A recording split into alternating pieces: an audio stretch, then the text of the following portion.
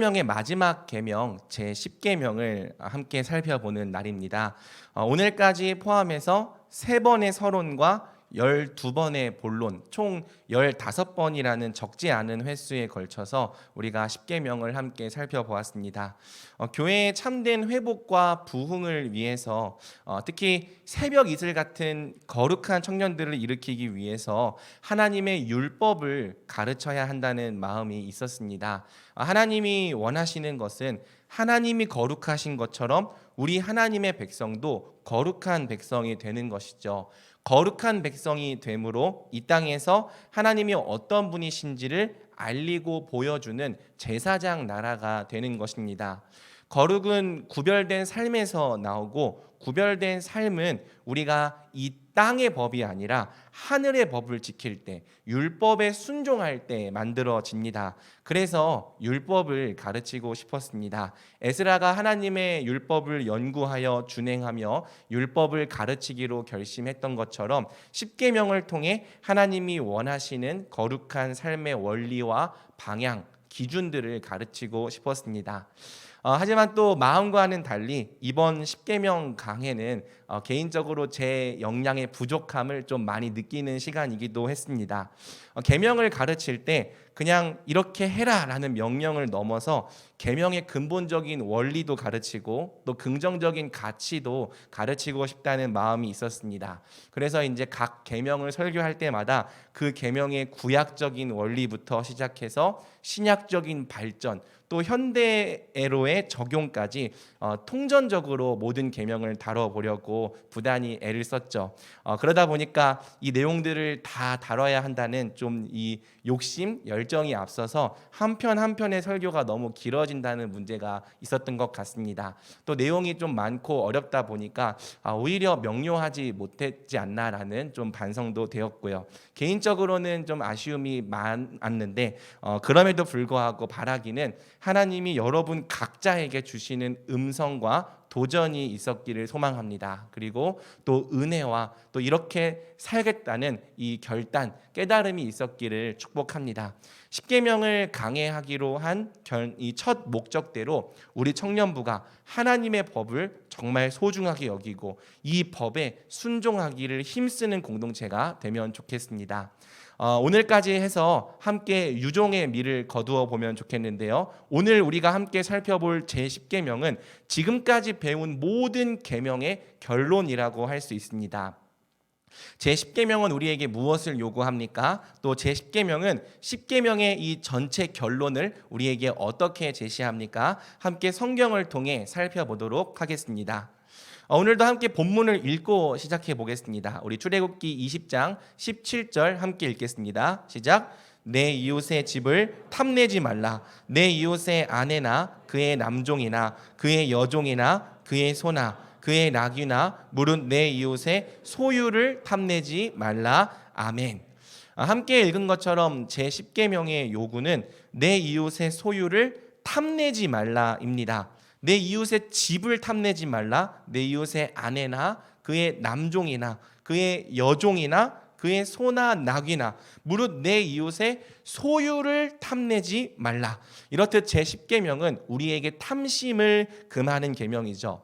제10계명에 관한 가장 흔한 오해는 제10계명이 타종교에서 말하는 것처럼 무소유나 금욕적인 삶을 요구한다는 오해입니다. 탐내지 말라는 명령을 그저 소유에 집착하지 말라, 욕구를 절제하라 정도의 의미로 이해하는 것이죠. 물론 그런 의미가 아예 없지는 않지만 제10계명을 단지 그렇게만 이해하면 문제가 많습니다.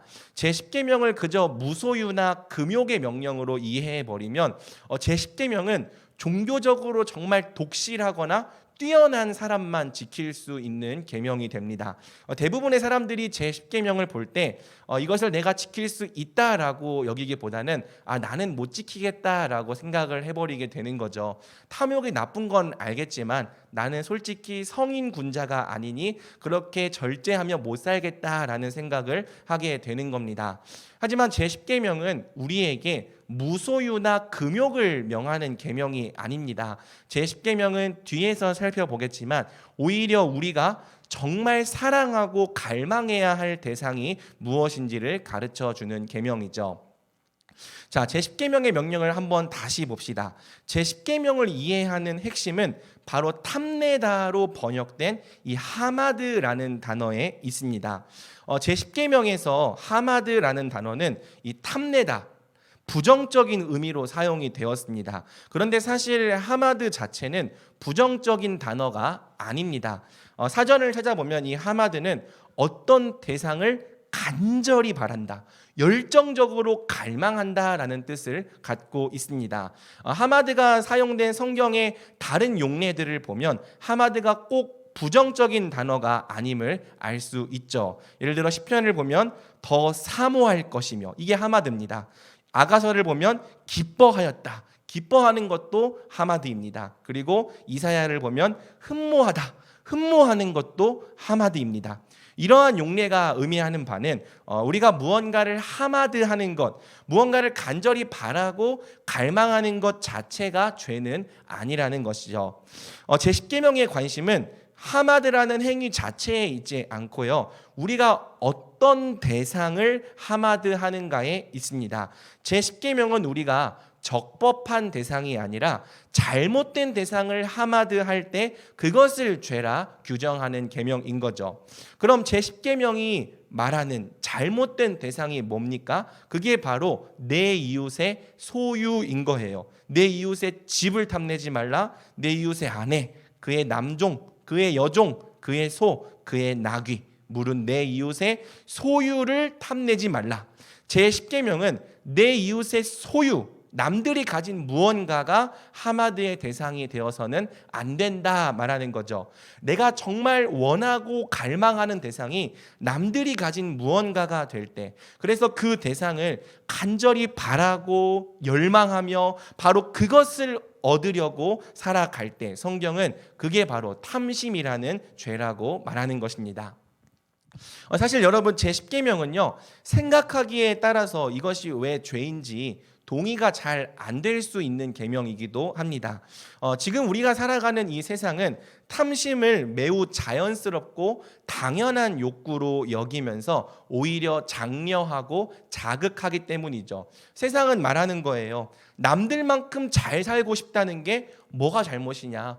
남들이 입는 그 옷을 입고, 남들이 타는 그 차를 타고, 남들이 사는 그 집에 살고 싶다는 갈망이, 그 지역에 살고 싶다는 갈망이 뭐가 잘못이냐? 탐심은 세상은 탐심을 오히려 매우 자연스럽고 당연한 욕구라고 말하는 거죠. 그러면서 탐심을 오히려 우리의 성공을 위한 동기로 삼으라고까지 말하는 겁니다. 무언가를 정말 간절히 갖고 싶어 하는 마음, 무언가를 정말 열정적으로 탐하는 마음을 잘 사용하기만 하면 인생을 진짜 열심히 살아낼 수 있는 커다란 동력이 된다는 거죠. 실제로 세상에서 어떤 성공, 그만한 지위, 그만한 이 권력을 차지한 사람을 보면 남들보다 더 강력한 탐심을 갖고 있는 경우가 꽤 많습니다. 만약 그 정도의 마음이 없었다면 그만한 자리에 가지 못했을 수도 있죠. 그 대상이 무엇이든 간에 그 대상을 향한 강력한 열망, 강력한 갈망, 탐심이 있었기 때문에 그만큼 열심히 할 수 있었고 또 그만한 결과를 얻을 수 있었던 것입니다. 그래서 세상이 보기에 적절한 탐심은 죄라기보다는 마치 성공의 비결처럼 보이기도 하는 거죠. 이러한 특징 때문에 사도 바울이 다음과 같이 말하는 거예요. 로마서 7장 7절, 율법으로 말미암지 않고는 내가 죄를 알지 못하였으니 곧 율법이 탐내지 말라 하지 아니하였더라면 내가 탐심을 알지 못하였으리라. 바울의 고백처럼 탐심은 우리 마음에 자리 잡은 가장 보편적이고 근원적인 죄성입니다. 지극히 당연해 보이고 자연스러워 보이는 욕구입니다. 그래서 사실상 탐심은 율법이 이것을 죄라고 지적하지 않았다면 그것이 왜 죄인지, 그게 왜 문제가 되는지조차 깨닫기 어려운 마음이라는 거죠. 그만큼 탐심은 우리 마음속 깊은 곳에 익숙하게 자리 잡고 있는 거예요. 우리가 남들이 가진 만큼 갖고 싶은 겁니다. 남들이 누리는 만큼 누리고 싶은 거고요. 남들이 소유하는 만큼 소유하고 싶은 거예요. 남들이 다 갖고 다 누리는데 나는 갖지 못하고 나는 누리지 못한다면 그것만큼 비참하고 또 불행하게 느껴지는 일이 없는 거죠. 그렇게 많이 갖겠다는 것도 아닙니다. 그냥 덜도 말고 덜도 말고 남들이 가진 만큼만 갖겠다는 겁니다. 이 마음이 어떻게 죄가 되는가? 사람이라면 당연히 가지게 되는 마음 아닌가 하는 생각이 드는 거죠. 이렇듯 탐심은 이미 우리 삶의 전반에 강력한 영향력을 행사하고 있습니다. 우리가 하는 모든 생각, 모든 행동, 모든 선택의 근본을 잘 따져보면 그 기저에는 탐심이 있는 경우가 대부분인 거죠. 이런 면에서 탐심은 그렇게 특별한 마음이 아니에요. 우리는 이미 탐심과 함께 살고 있기 때문이죠. 탐심에 따라 생각하고 있고 탐심에 따라 행동하고 있고 탐심에 따라 선택을 하고 있습니다. 탐심은 이미 우리 삶의 일부를 구성하고 있습니다. 그런데도 성경이 말하는 거죠. 탐심은 절대 자연스럽고 당연한 욕구가 아니다. 탐심도 죄다. 아니, 탐심이야말로 진짜 죄의 근본이다. 이 말씀이 우리를 고민스럽게 하는 거예요. 물론 지나친 탐욕은 죄라고 할 수 있겠지만 적당한 탐욕, 남들만큼 누리며 살고 싶다는 마음도 죄가 되는가 이해하기 어려운 거죠. 여기서 오해하지 말 것은 성경이 소유를 가지는 것 자체를 죄라고 말하지는 않는다는 점입니다. 남들만큼 가져도 돼요. 남들보다 더 많이 갖고 있어도 됩니다. 다만 성경이 지적하는 것은 소유의 동기예요. 소유하려는 동기가 탐심에서 올 때 성경은 그것이 죄다라고 말하는 거죠. 납득이 안 되는 지체들도 있겠지만 왜 그런지 성경을 찬찬히 살펴봅시다. 성경을 찬찬히 따라가다 보면 납득이 되는 지점이 있을 것입니다. 여러분, 성경에서 하마드라는 단어가 처음 등장한 곳이 어딜까요? 우리 생각에는 창세기 3장 이 여자가 탐스럽게 여겼다 하는 그 부분에서 등장했을 것 같습니다. 그런데 창세기 3장보다 한 장 더 앞서서 창세기 2장에 하마드란 단어가 더 먼저 등장합니다.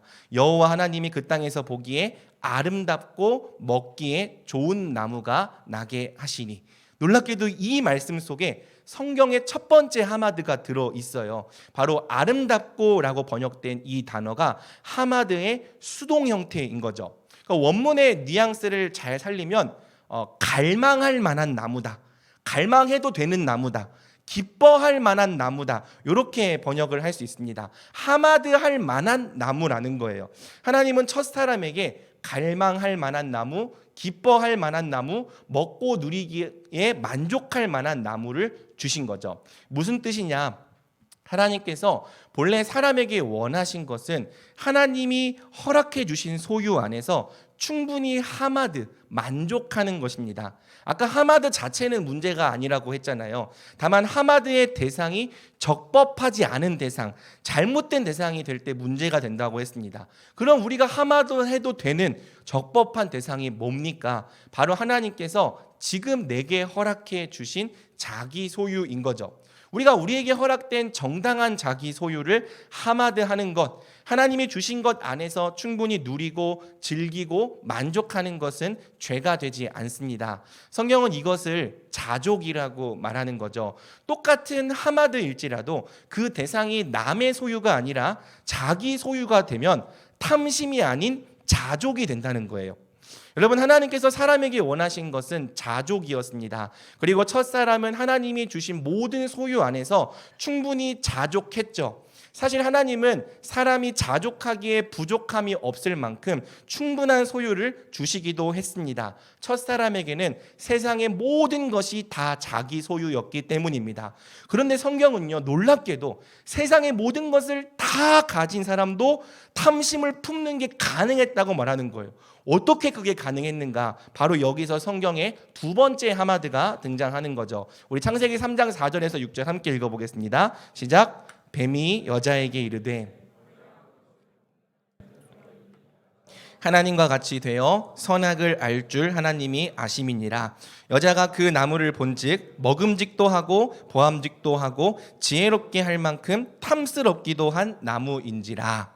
자, 뱀이 선악과를 먹으면 너희도 하나님처럼 될 수 있다라고 말했을 때 여자의 눈에 선악을 알게 하는 나무의 열매가 탐스럽게 보이기 시작했습니다.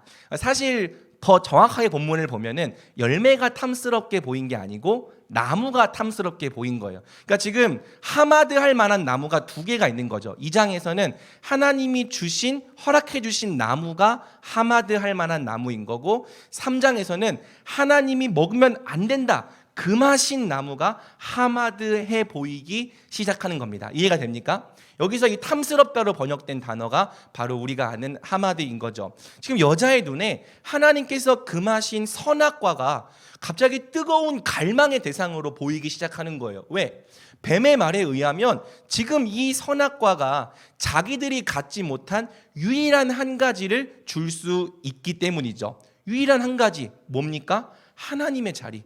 세상을 다 가졌지만 인간이 지금 갖지 못했던 딱 한 가지 뭡니까? 하나님의 자리. 그걸 줄 수 있다고 말하니까 갑자기 탐스러워 보인다는 겁니다. 뱀의 말을 듣기 전까지 사람은 분명 하나님이 주신 소유 안에서 만족하고 있었습니다. 그런데 사탄이 거짓말로 하나님을 사람과 비교할 수 있는 대상으로 만든 거죠. 사람으로 하여금 하나님께서 이미 주신 것, 만족하라고 이미 주신 것이 아니라 주시지 않은 것, 하나님이 금하신 것, 하나님께만 속해 있는 것들을 보게 만든 겁니다. 사람에게는 없지만 하나님께는 있는 것들, 뭡니까? 피조물이 아닌 창조주의 자리, 순종해야 하는 자리가 아닌 주권자의 자리, 선악을 따라야 하는 자리가 아닌 선악을 스스로 정하는 자리, 오직 하나님께만 속한 것들을 하마드, 탐내게 만든 거예요. 하마드의 대상이 자기 소유에서 하나님의 소유로 바뀌는 순간 사람은 갑자기 자신의 처지가 굉장히 불행하고 처량하게 느껴진 거죠. 세상의 모든 걸 다 가졌을지라도 내가 하나님께 속한 저걸 갖지 못했기 때문에 행복하지 않다. 저걸 갖지 못한다면 앞으로도 나는 계속 행복할 수 없을 것 같다라는 마음이 생겨난 겁니다. 그래서 탐낸 거죠. 너를 하나님처럼 만들어줄 수 있다 말하는 선악과를 하마드, 탐스럽게 여기며 하나님의 명령을 어긴 겁니다. 그러므로 사랑하는 여러분, 탐심은요 결코 우리 안에 있는 자연스럽고 당연한 욕구가 아닙니다. 탐심은 첫사람이 범했던 바로 그 죄예요. 사람을 하나님과 영원히 갈라놓은 죄고요, 우리를 생명에서 사망으로 떨어뜨린 죄죠. 탐심으로 하나님의 자리를 넘보았던 마귀로부터 말미암은 가장 마귀적인 죄인 것입니다. 그래서 우리가 탐심을 가볍게 여길 수 없는 거예요. 자연스럽게 여기거나 당연한 것으로 여길 수 없는 거죠. 왜? 탐심은요 우리를 하나님의 생명에서 떨어지게 만듭니다. 또 첫사람이 그러했던 것처럼 반드시 하나님의 법을 어기게 만듭니다. 여러분, 시간이 많이 지났지만 여전히 사탄이 우리를 유혹하는 가장 고전적이고 강력한 방법은 바로 탐심을 부추기는 거예요. 사탄은 하나님이 이미 우리에게 주신 것들을 보지 못하게 만듭니다. 이미 우리에게 주신 것들을, 그것의 가치를 알지 못하게 만들어요. 그래서 하나님이 이미 주신 것들을 가치 있게 여기거나 감사히 여기지 못하게 만들어서 자족으로부터 오는 감사의 기쁨, 만족을 빼앗아 버리는 거죠. 그러면서 어떻게 합니까? 네가 남들만큼 갖지 못했기 때문에 불행한 거야. 남들만큼 가져야 네가 행복해져. 아니, 남들보다 좀 더 가져야 네 인생이 특별해질 수 있어. 끊임없이 탐심을 부추기는 거죠. 이미 주어진 것 안에서 자족하는 길을 막고, 하나님이 이미 주신 것이 얼마나 소중한 것인지 그 가치를 깨닫는 그 깨달음을 막아버리고, 끊임없이 남들의 소유와 자신의 처지를 비교하며 탐심을 갖게 만드는 것이 사탄의 관계입니다. 바로 이 관계에 첫사람부터 오늘날 우리에 이르기까지 모든 사람이 계속해서 속아왔던 것이죠. 그러나 사탄의 말이 말 그대로 관계이고 거짓말인 이유는요, 탐심은 절대 더 갖고 더 소유하는 것으로 해결되지 않기 때문입니다. 우리는 대체 얼마나 더 가져야 만족할 수 있는 걸까요? 얼마를 더 소유해야 충분하다고 여길 수 있는 걸까요? 딱 이 정도까지 가지면 더 이상 남들의 소유를 탐낼 필요가 없다라고 말할 수 있는 이 절대적인 경계선을 우리가 그을 수 있는 걸까요? 몇 년 전에 저는 아내에게 운동을 진짜 열심히 할 테니까 자전거 한 대만 사면 안 되겠냐고 이렇게 싹싹 빌어서 허락을 받았습니다. 그래서 결국 아내의 허락을 받고 무려 50만 원이나 되는 로드 바이크를 10개월 할부로 손을 벌벌벌 떨면서 구매를 했어요. 지금까지 제가 샀던 자전거 중에 가장 비싼 인생 자전거였습니다. 자전거를 이 배송하는 기간을 기다릴 수가 없어서 직접 강남까지 가지러 갔습니다. 가지러 가던 날 이 처음 제 자전거의 모습을 보았을 때 그 영롱한 자태를 보면서 그렇게 기쁠 수가 없었어요. 와, 자전거 너무 예쁘다. 정말 뛸 듯이 기뻐하면서 자전거를 말 그대로 집까지 업어왔고요. 거의 몇 달 동안 매일 극세사 걸레로 애지중지 닦아가며 기름칠해가면서 정말 소중하게 탔습니다. 그런데 그렇게 자전거를 열심히 타던 중에 자전거에 대해 좀 더 알고 싶다는 마음이 생겼어요. 그래서 유튜브 영상들을 찾아보기 시작했고요. 절대 알면 안 될 것을 알아버리고 말았습니다. 바로 제 자전거가 로드바이크라고 하는 그 장르 중에서는 겨우 입문급이 될까 말까 하는 수준이라는 거죠. 여러분, 자전거를 잘 모르는 사람은요, 제가 50만 원짜리 자전거 샀다고 하면 와, 그렇게 비싼 자전거를 샀어 하면서 부러워합니다. 그러면 저는요 은근히 아니야 하면서 자랑스러운 거예요. 자전거는 저의 자부심인 거죠. 그런데 알고 보니까 이 로드바이크의 세계에서 50만 원짜리 자전거는 입문급에도 끼지 못하는 자전거예요. 여러분, 자전거 취미이신 분들은 또 아시겠지만 로드바이크의 세계에서는 구동계라고 하는 이 부품의 급으로 자전거의 급이 결정이 됩니다. 자전거 유튜버들이 하나같이 하는 말이 뭐냐면 적어도 입문용 자전거를 사려면 구동계가 105급은 돼야 한다는 거예요. 뭔지 몰라도 돼요. 105급, 그거 최소 100만 원 이상입니다. 근데 105급도 동호인들 사이에서는 하급이라는 거예요. 그럼 뭘 사야 되냐? 울테그라급 구동계의 카본 프레임, 아주 가벼워서 무게가 6kg, 7kg밖에 안 나가는 그 정도는 타줘야 나는 어디 가서 로드바이크를 탄다 말할 수 있다는 거예요. 무슨 말인지 몰라도 됩니다. 근데 찾아보니까 그 자전거가 얼마인 줄 아세요? 최소 200만 원에서 평균 5, 600만 원, 비싼 거는 1,500만 원까지 있더라고요. 여러분, 이 사실을 알게 된 순간 갑자기 제 50만 원짜리 자전거가 오징어로 보이기 시작하는 거예요. 너무 초라해 보이기 시작하는 거예요. 그리고 갑자기 누군가에 대해서 제 자전거에 대해서 말하기가 부끄러워진 거죠. 그러니까 자전거 타고 오면은 물어보거든요. 목사님 자전거 좋아 보여요. 이거 얼마짜리예요? 별로 좋은 건 아니고요. 입문용이에요. 라고 말하기 시작했습니다. 이거 살 때는요, 그렇게 큰 돈이라고 벌벌 떨면서 또 처음에는 그렇게 예쁘다고 좋아했는데, 이거 사실 중요한 게 뭐냐면 타는 데는 아무 불편함이 없었거든요. 너무너무 좋았어요. 그런데 남들이 가진 더 좋은 자전거, 남들이 나눠 놓은 급을 알게 되니까 지금 이 멀쩡한 제 자전거가 너무 하찮고 너무 보잘것없게 느껴지더라는 거죠. 그래서 한동안 좀 무리를 해서라도 기변을 해야 되나라는 생각을 했습니다. 그러다가 이 마음의 정체가 탐심이라는 것을 깨닫고 지금은 열심히 재밌게 잘 타고 있습니다. 그러니까 자전거는 처음부터 변한 게 없었잖아요.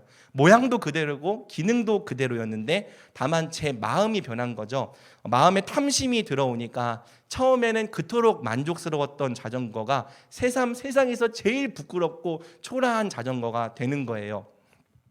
사랑하는 여러분, 이것이 사실 탐심의 본질이죠. 탐심은요, 절대적인 양의 결핍 때문에 생긴다기보다는 남들과의 비교 때문에 생기는 경우가 대부분입니다. 그래서 우리가 남들과의 비교를 중단하지 않는 이상 아무리 가지고 또 가져도 탐심은 채워질 수 없는 거죠. 왜? 위에는 항상 더 위가 있기 때문이에요. 남들이 보기엔 충분히 좋은 집에 사는 사람도요, 자기보다 훨씬 좋은 집에 사는 사람 또는 집을 훨씬 많이 갖고 있는 사람을 보면서 나는 가난하다고 생각을 합니다. 남들이 보기엔 충분히 괜찮은 직장을 다니고 있는 사람도요, 자기보다 훨씬 좋은 직장 또는 훨씬 쉽게 돈을 많이 버는 사람을 보면서 나는 불행하다고 생각을 해요. 남들이 보기에는 재능이 충분히 많거든요. 너무너무 잘해요. 그런데 자기보다 훨씬 뛰어난 재능으로 세상에 주목을 받는 사람들을 보면서 이 정도밖에 못하는 나는 쓸모가 없다고 생각을 하는 겁니다. 남들이 보기엔 충분히 잘생기고 예쁜데요, TV 속 연예인 또는 유튜버, 인플루언서와 자신의 외모를 비교해 가면서 내 외모는 볼품이 없다고 느끼는 거죠. 우리의 시선이 남들에게 있는 이상 아무리 가지고 또 가져도 우리의 처지가 초라해 보이는 마음은 절대 사라지지 않습니다. 우리보다 못 가진 사람을 볼 때는 우월함을 느끼다가도 우리보다 더 가진 사람을 보면 우리의 소유가 굉장히 작게 느껴져요. 사실 이 탐심과 교만은 친구예요. 내가 더 가진다고 생각할 때는 우월감을 느끼다가 내가 덜 가졌다고 생각하면은 굉장히 스스로를 작게 여기는 거죠. 그래서 우리가 더 가지고 또 가질지라도 사탄은요, 그때마다 우리보다 더 가진 사람들을 보여주면서 우리의 탐심을 끊임없이 부추기는 거죠. 요즘에는 이 부추기는 방법도 다양합니다. SNS만 봐도 또 여러 가지 인터넷 서핑만 해도 우리보다 더 가진 사람들 너무 쉽게 너무 빨리 볼 수 있는 거예요. 사탄이 말하는 거죠. 아직 이 사람들만큼 가지지 못한 너, 이 사람들만큼 인생을 누리지 못하고 있는 너는 불쌍한 인생이고 초라한 인생이야. 그래서 우리 인생을 자족함이 없는 삶, 아무리 가지고 가져도 만족이 없는 삶으로 몰아가는 겁니다. 그래서 여러분, 탐심의 끝이 없다는 것은요, 어떤 철학적인 이야기가 아닙니다. 세상을 다 가진 아담과 하와조차 자족하지 못하고 하나님과 자기를 비교하면서 자기 처지를 불쌍하게 여겼다면 이 땅에서 더 많이 갖고 더 많이 소유하는 것으로 행복할 수 있는 사람은 단 한 명도 없습니다. 아이러니하지만 탐심은 탐하고 소유하는 것으로 해결되지 않는 마음이라는 거죠. 마치 목이 마를 때 바닷물을 아무리 퍼 마셔도 갈증이 해결되지 않는 것처럼 탐하고 탐할수록 더욱더 깊어지는 마음인 것입니다. 여러분, 만약 탐심이 더 많이 갖는 것으로 해결되는 마음이었다면 이 땅에서 탐심을 품은 사람은 가난한 사람뿐이었겠죠. 부자한테는 탐심이 없었을 겁니다. 하지만 우리는 가난한 사람도 부자도 똑같이 탐심에 매여 사는 모습을 봅니다. 오히려 가진 사람이 더 탐욕적인 모습도 자주 보게 되는 거죠.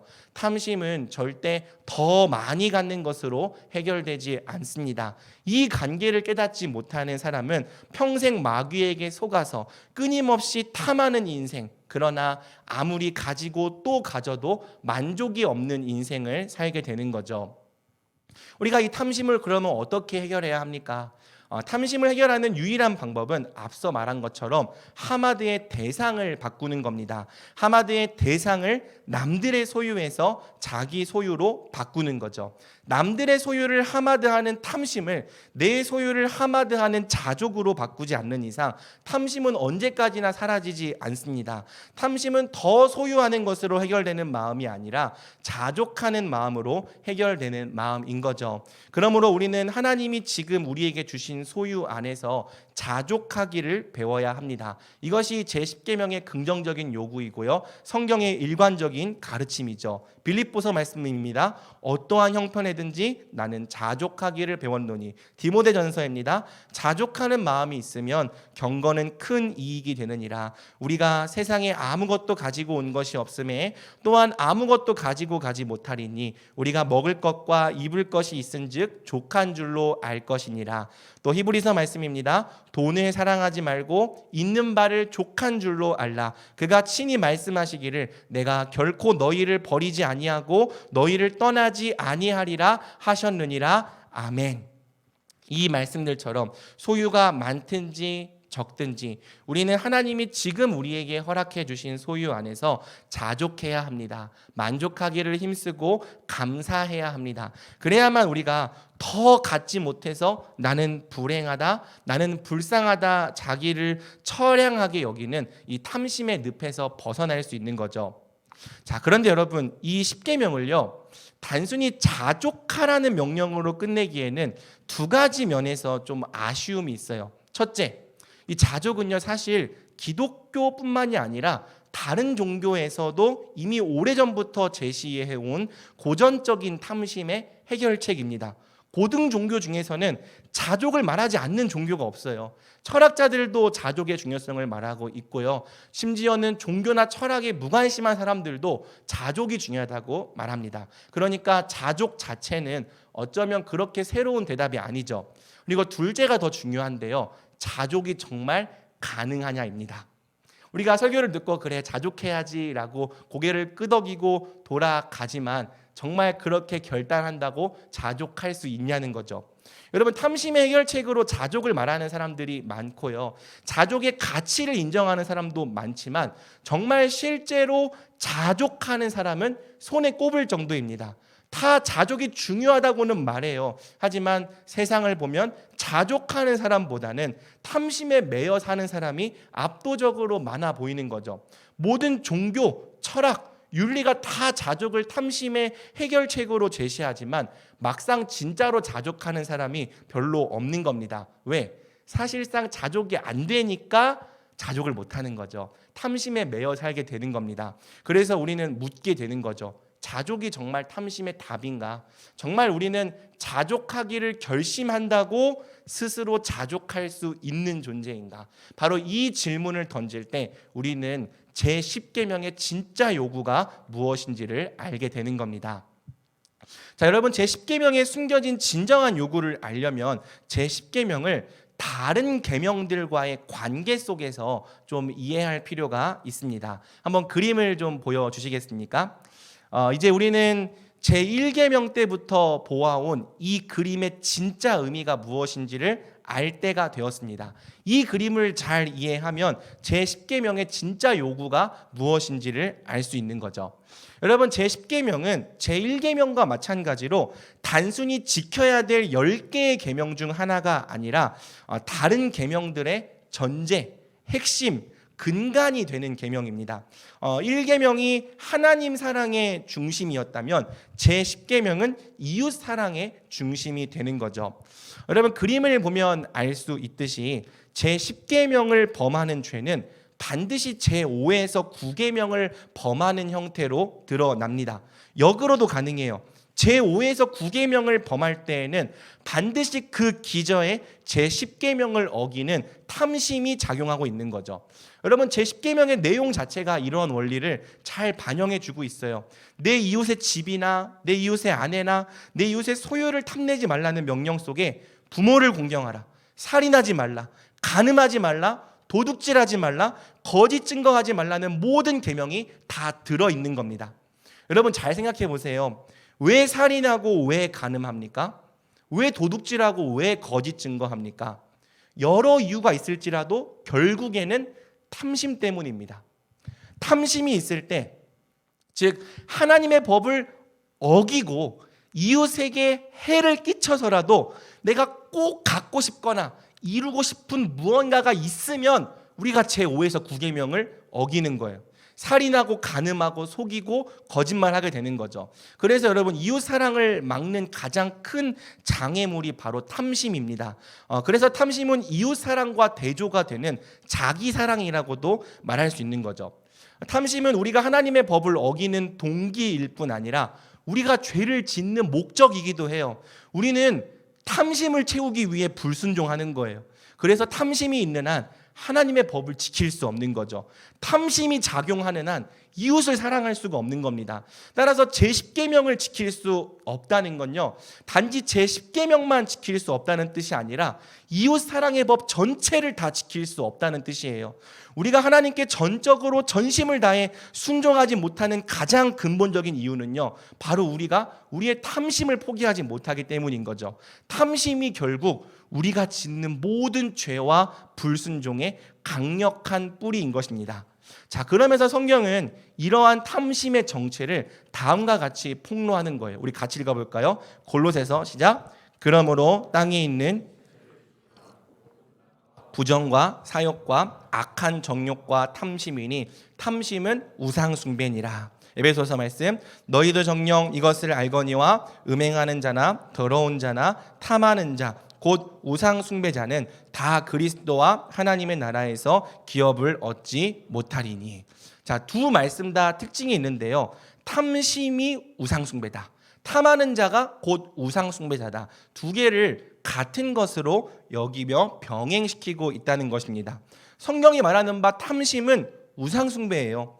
탐하는 자 역시 우상 숭배자입니다. 이게 무슨 뜻인지 아십니까? 성경이 제10계명과 제1계명을 사실상 같은 계명으로 여긴다는 뜻입니다. 제10계명을 어기는 죄와 제1계명을 어기는 죄가 본질상 똑같다는 뜻이죠. 여러분 잘 생각해 보면 제1계명과 제10계명 모두 대상과 관련된 계명입니다. 제1계명은 올바른 대상을 사랑하라 말하는 계명이고요. 제10계명은 잘못된 대상을 사랑하지 말라는 계명인 거죠. 그림을 다시 봅시다. 그래서 우리는요, 이 두 계명이 결국 동전의 양면이라는 것을 알 수 있는 거예요. 그래서 이 그림이 성립하는 거죠. 탐심이 뭔가? 탐심은 결국에는요, 하나님보다 다른 신을 더 사랑하는 마음입니다. 그리고 우리가 탐내는 대상, 곧 그 대상을 위해서라면 하나님의 법을 어기는 것까지도 불사할 수 있는 그 대상이 바로 우리가 믿는 진짜 신인 거죠. 그런 여러분, 탐내고 있다는 것의 진짜 뜻이 뭡니까? 그것은요, 우리가 우상을 섬기고 있다는 뜻이에요. 다른 신을 섬기고 있다는 뜻입니다. 우리가 하마드하는 대상, 우리가 진짜 원하고 바라고 갈망하는 대상에 하나님이 아닌 다른 무언가가 놓여 있다는 뜻입니다. 탐심은요, 우리가 섬기고 사랑하고 갈망하는 우리의 진짜 주인이 누구인지를 밝히 드러내주는 거죠. 그러니 사랑하는 여러분, 우리가 탐심을 포기하지 못하는 이유는요, 자족하는 마음이 좀 부족해서, 혹은 자족하는 훈련이나 노력이 좀 부족해서가 아닙니다. 탐심의 진짜 정체는 우상 숭배예요. 그래서 탐하는 자, 우상 숭배자가 하나님의 법을 지킬 수 없는 거죠. 우리가 정말 원하고 바라고 갈망하는 대상이 하나님이 되지 않는 이상 우리는 언제까지나 하나님의 법을 지킬 수 없을 겁니다. 지키려 하지도 않을 거고요. 왜? 우리에게는 사실상 하나님보다 더 사랑하는 다른 애인, 다른 신이 있기 때문입니다. 그 신과 결별하지 않는 이상 우리가 마음을 다해 하나님의 법을 지키려 하는 순종은 결코 일어날 수가 없는 거죠. 사랑하는 여러분, 제1계명과 제10계명의 연결은 10계명의 모든 계명이 본질상 하나라는 것을 가르쳐 줍니다. 10계명은요, 하나의 법인 거예요. 하나님을 참되게 사랑하라는 하나의 법이 10개의 계명으로 표현된 것뿐입니다. 그러나 본질은 하나인 거죠. 그래서 야고보서 2장 10절은 다음과 같이 말해요. 누구든지 온 율법을 지키다가 그 하나를 범하면 모두 범한 자가 되나니. 10계명이 본질상 하나의 법이기 때문에 계명 중에서 하나만 어긴다는 것은 사실상 불가능한 겁니다. 10계명은 본질상 하나이기 때문에 하나를 어긴다는 것은요, 반드시 전체를 다 어긴다는 뜻이 되는 거예요. 여러분, 살인했습니까? 한번 그림 보면서 이해해 보십시오. 제6계명을 어긴 겁니다. 왜 살인했어요? 살인을 해서라도 얻고 싶었던 무언가, 탐심이 있었기 때문이에요. 제10계명을 어긴 거죠. 그러면 살인을 해서라도 얻고 싶었던 그 무언가, 하나님의 법을 어겨서라도 얻고 싶었던 그 무언가가 무엇입니까? 그게 우상이라는 거예요. 그 사람이 섬기는 진짜 신인 거죠. 제1계명을 어기게 되는 겁니다. 여러분, 다른 죄도 마찬가지죠. 간음했습니까? 제7계명을 어겼습니다. 왜 간음했습니까? 간음을 해서라도 얻고 싶었던 무언가, 하나님의 법을 어겨서라도 얻고 싶었던 무언가, 탐심이 있었기 때문이죠. 제10계명을 어겼습니다. 그러면 간음을 해서라도 얻고 싶었던 그 무언가, 하나님의 법을 애써 외면하고 무시해서라도 꼭 가져야 했던 그 무언가가 무엇입니까? 그게 우상이라는 거예요. 그 사람이 사랑하는 진짜 신이라는 거죠. 제1계명을 어기게 되는 겁니다. 도둑질도 마찬가지고 거짓 증거도 마찬가지입니다. 우리가 무슨 계명을 어기든지 반드시 제10계명을 거쳐서 제1계명을 함께 어기게 됩니다. 또 사실은 제1계명을 지키고 싶은 중심이 없기 때문에 다른 계명도 얼마든지 어길 수 있는 거고 타협할 수 있게 되는 거죠. 온 율법이 하나라는 거예요. 모든 계명이 다 제1계명으로 귀결된다는 거예요. 그래서 여러분, 놀랍게도 제10계명은 단지 제10계명만 지키려 하는 마음으로 지킬 수 없습니다. 탐내지 않으려고 하는 것으로 지킬 수 없습니다. 제10계명은요, 탐내지 않는 것이 아니라 제1계명, 하나님을 사랑하는 것으로 지킬 수 있는 계명인 거죠. 자, 그러므로 이제 우리가 제10계명에 숨겨진 진정한 요구가 무엇인지를 이해할 수 있습니다. 제10계명의 진짜 요구, 더 나아가 온 율법의 진정한 요구가 무엇입니까? 우리 신명기 6장 4절에서 5절을 큰 소리로 함께 읽겠습니다. 시작. 이스라엘아 들으라. 우리 하나님 여호와는 오직 유일한 여호와이시니 너는 마음을 다하고 뜻을 다하고 힘을 다하여 내 하나님 여호와를 사랑하라. 아멘. 여러분, 이것이 제10계명의 진정한 요구, 온 율법의 진정한 요구입니다. 제1계명이 제10계명의 답인 거예요. 여러분, 이것을 제10계명의 표현으로 바꾸면 이렇게 바꿀 수 있겠죠. 하나님을 하마드하라. 네가 진짜 원하고 네가 진짜 바라고 네가 진짜 갈망하는 분이 하나님이 되게 하라. 여러분, 제10계명은 우리가 하나님을 하마드할 때 지킬 수 있는 계명입니다. 우리의 깊은 갈망을 오직 하나님으로 채우고 하나님으로 만족시킬 때에만 지킬 수 있는 계명입니다. 제10계명의 표현을 그대로 빌려 쓰자면 하나님을 탐낼 때 지킬 수 있는 계명입니다. 여러분, 우리가 탐내도 되는 유일한 대상, 아니 우리가 오히려 그 세상 그 무엇과도 비교할 수 없을 만큼 가장 열정적으로 탐내야 될 최고의 대상, 그분이 바로 우리 하나님이시라는 거예요. 따라서 내 이웃의 소유를 탐내지 말라는 제10계명의 참된 요구는 하나님을 탐내라, 하나님을 깊이 갈망하라, 그분으로 만족하라 인 것이죠. 사랑하는 여러분, 탐심은요 사실 우리 마음의 근원적인 결핍과 채워지지 않는 갈망의 왜곡된 표현입니다.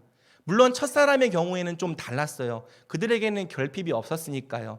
그런데 아담 이후에는요, 하나님을 잃어버린 공허한 마음을, 만족이 없는 텅 빈 마음을 끊임없이 다른 것들로 채워보려는 마음이 바로 탐심이 된 것이죠.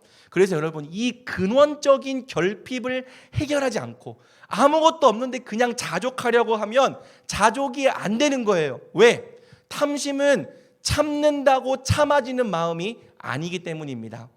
여러분, 목마른 사람이 물을 계속 마시지 않는 게 가능하겠습니까? 너무너무 배고픈 사람이 그저 먹지 않고 계속 참기만 하는 게 가능하겠습니까? 그럴 수 없잖아요. 우리 육체의 근원적인 갈망과 욕구는 그저 참는 것으로 해결되지 않잖아요. 참으면 더 목마르고 참을수록 더 배고프잖아요. 탐심도 마찬가지입니다. 탐심은요, 참는 것으로 해결되지 않아요. 참고 억누를수록 오히려 더욱 커져갈 뿐입니다. 잘못된 것으로 채워도 마찬가지이죠. 목마른 자에게 깨끗한 물이 필요하고 배고픈 자에게 건강한 음식이 필요한 것처럼 채워지지 않는 우리의 공허한 마음에 하나님이 필요한 거예요. 하나님이 오셔서 우리의 진정한 만족이 되셔야 우리가 비로소 탐심에서 해방될 수 있더라는 거죠. 탐심은요, 억지로 비우는 것이 아니라 우리 마음에 진짜 계셔야 될 분, 하나님을 채우는 것으로 해결할 수 있는 마음입니다. 이것이 성경이 말하는 진정한 자족이에요.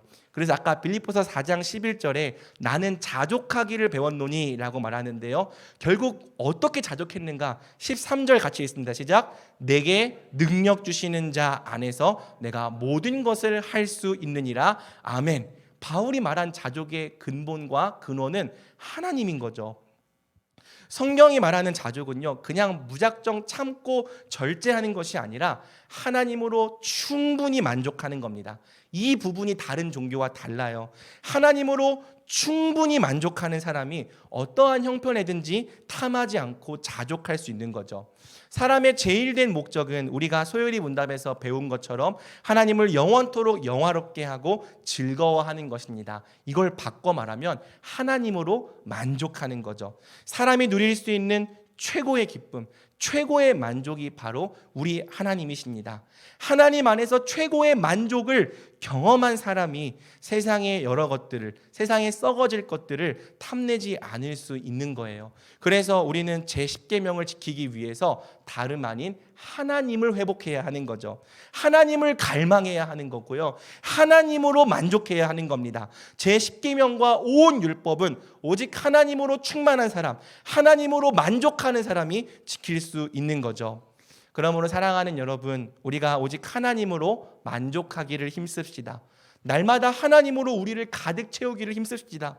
여러분 한번 생각해 봅시다. 우리가 어느 때에 하나님의 법을 지킬 수 있었습니까?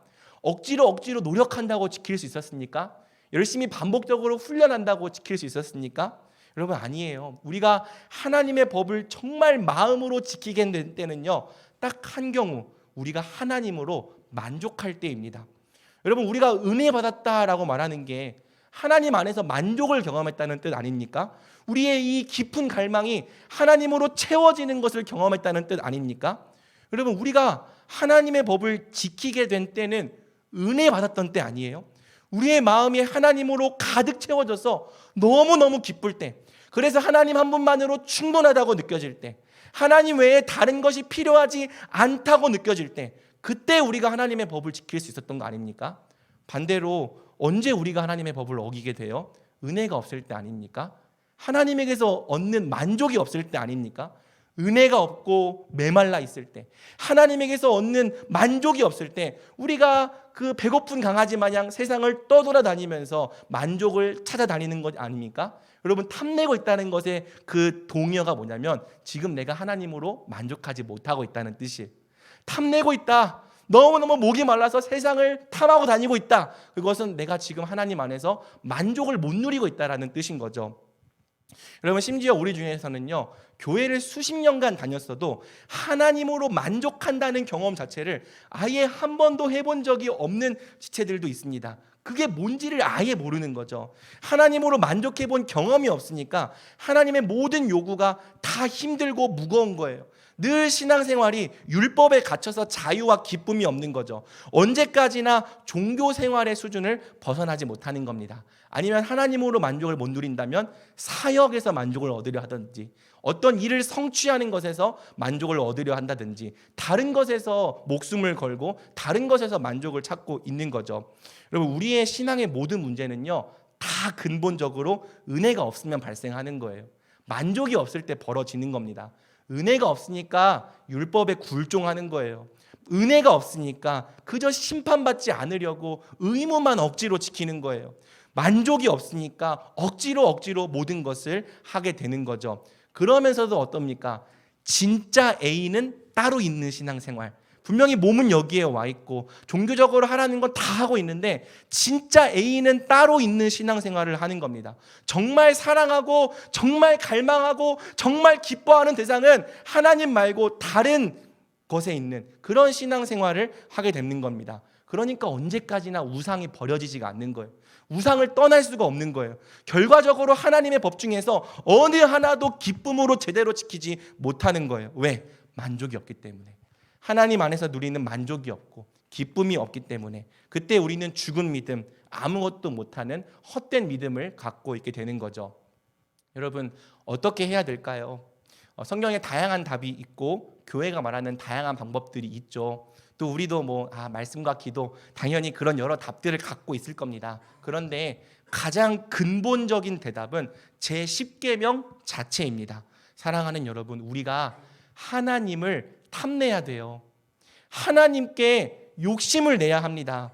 세상의 그 무엇보다도 하나님을 알아가기를 사모하고 하나님으로 채워지기를 갈망하고 하나님의 사랑을 깊이 탐해야 합니다. 시편 42편 1절 하나님이여 사슴이 시냇물을 찾기에 갈급함같이 내 영혼이 주를 찾기에 갈급하니이다. 여러분 하나님께 갈급한 사람이 하나님을 만납니다. 하나님께 너무나도 가난한 사람, 하나님이 너무나도 갈망되는 사람이 하나님 안에서 만족을 경험합니다. 그러니 우리가 채워지려면 정말 하나님의 법으로 충만하기 위해서 꼭 필요한 게 뭡니까? 방법들보다 더 중요한 거, 우리가 하나님께 갈급해야 돼요. 의에 줄이고 목이 말라 있어야 합니다. 가난해야 합니다. 하나님의 사랑과 은혜가 없이는 단 하루도 살 수 없다는 가난한 심령을 가지고 하나님을 만나기 원한다는 강력한 갈망을 가져야 합니다. 하나님은 하나님을 하마드하는 사람에게 은혜를 주십니다. 세상 무엇보다 하나님을 탐내고 하나님을 바라고 하나님을 갈망하는 사람을 만나 주십니다. 그리고 우리가 하나님을 만날 때, 하나님으로 충분히 만족할 때 우리는 비로소 하나님의 모든 법을 기쁨으로 지키게 될 것입니다. 하나님을 진짜 사랑하는 사람, 제1계명이죠. 그리고 하나님으로 만족하는 사람, 제10계명이죠. 하나님으로 진짜 사랑하고 하나님으로 만족하는 사람이 하나님의 모든 법을 지킨다. 이것이 모든 10계명의 결론입니다. 말씀 맺겠습니다. 사랑하는 여러분, 우리가 함께 하나님을 탐냅시다. 다른 것에 욕심 가지는 마음보다 우리 하나님을 아는 것에 좀 욕심을 냅시다. 그분의 은혜를 누리고 그분의 사랑 안에 거하는 것을 갈망합시다. 하나님이 아니면 진짜 안 됩니다라는 가난한 심령을 가지고 우리가 할 수 있는 대로 날마다 함께 은혜의 자리로 나아갑시다. 하나님을 더 알아가는 자리로, 하나님을 간절히 찾고 부르짖는 자리로, 온 마음과 정성을 다해 하나님을 구하는 자리로 힘써 나아갑시다. 하나님을 만나야만 우리가 율법을 지킬 수 있어요. 하나님으로 만족해야지만 우리가 우상을 버리고 순종할 수 있습니다. 하나님으로 채워져야지만 우리가 하나님과 이웃을 참되게 사랑할 수 있습니다. 그러니 하나님을 진짜 사랑하고 갈망하는 것만이 율법을 지키는 유일한 길입니다. 사랑하는 여러분, 이것으로 10계명 강해를 모두 마쳤습니다. 지금까지 배운 모든 계명이 우리를 더욱 거룩하게 하는 계명, 하나님과 이웃을 더욱 사랑하게 하는 계명 되기를 주님의 이름으로 축복합니다. 우리 청년부가 하나님을 진짜 사랑하고 갈망하는 백성, 그래서 하늘의 법을 지키게 되는 백성, 하늘의 법으로 이 땅을 가장 거룩하게 사는 백성 되기를 우리 주님의 이름으로 축복합니다. 아멘.